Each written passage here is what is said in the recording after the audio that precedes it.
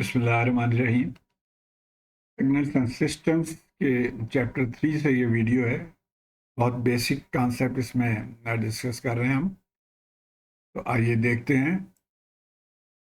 Question शुरू करने से पहले ये दो चीज़ें समझना ज़रूरी है। एक है आइगन फंक्शन और दूसरे टर्म है वो आइगन वैल्यू। और ये बहुत ही कंफ्यूजिंग है। आइगन का मतलब क्या है, एक तो मुझे ये नहीं मिला। जर्मन वर्ड है जिसका मतलब शायद है ओन या सेल्फ या कुछ इस तरह के है इसका मतलब।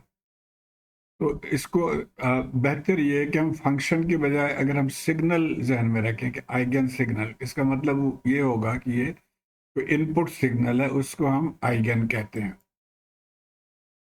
अब ये देखिए एक एलटीआई सिस्टम है, इसमें एक इनपुट हम सिग्नल दे रहे हैं जिसको हम ईएसटी कह रहे हैं और इसके कुछ आउटपुट है, ये बाद में हम देखेंगे। तो जो ये इनपुट सिग्नल है ये हमारा आइगन फंक्शन होगा।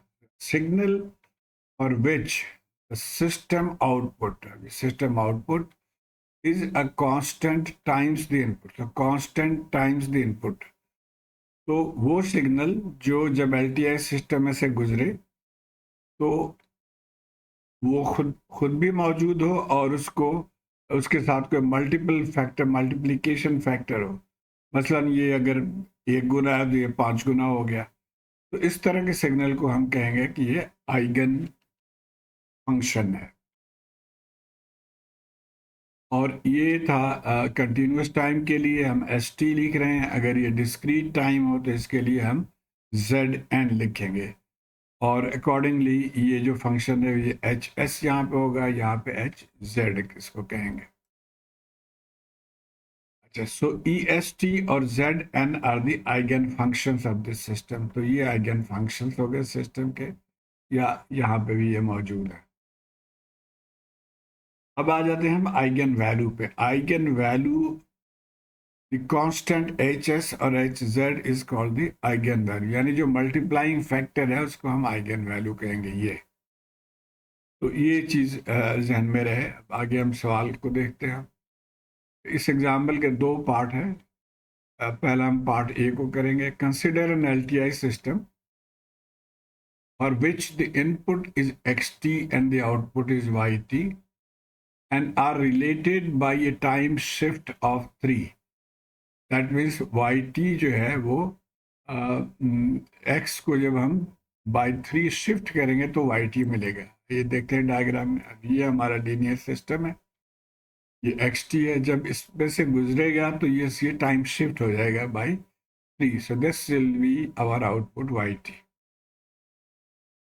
अब ये तो सिस्टम की डेफिनेशन उन्होंने बता दिया। अब क्वेश्चन ये है, if the input to the system is a complex exponential signal e j2t, तो ये कॉम्प्लेक्स फॉर्म में है। अगर ये इनपुट हो तो फिर find the eigen function and eigen value. तो ये क्या होगा, ये हमें निकालना है।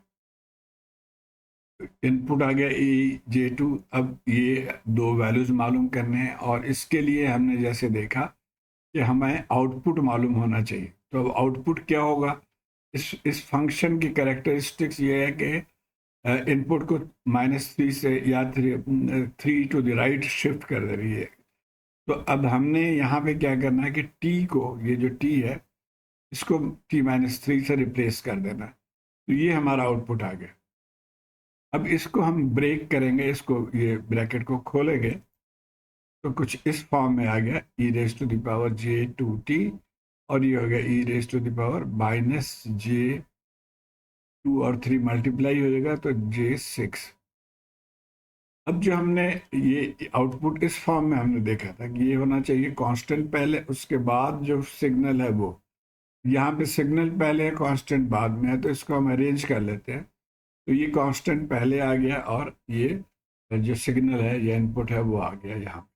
अब यहाँ से हम देख सकते हैं कि ये हमारा एच एस है और ये हमारा जो इनपुट सिग्नल है, ये आइगन फंक्शन ये है और आइगन वैल्यू ये है। तो bye inspection eigen function is e⁻j2t और आइगन वैल्यू जिसको अब यहाँ हम एच एस कह रहे हैं, यहाँ पे हम HJ2 कह रहे हैं, क्योंकि ये देखिए ये एस के जगह पे ये है, ये EST, तो एस की जगह पे J2 है, इसलिए अब इसको हम HJ2 कहेंगे, और इसकी वैल्यू ये जो कांस्टेंट है e⁻⁻ ये वैल्यू आ। ये हो गया पहला पार्ट।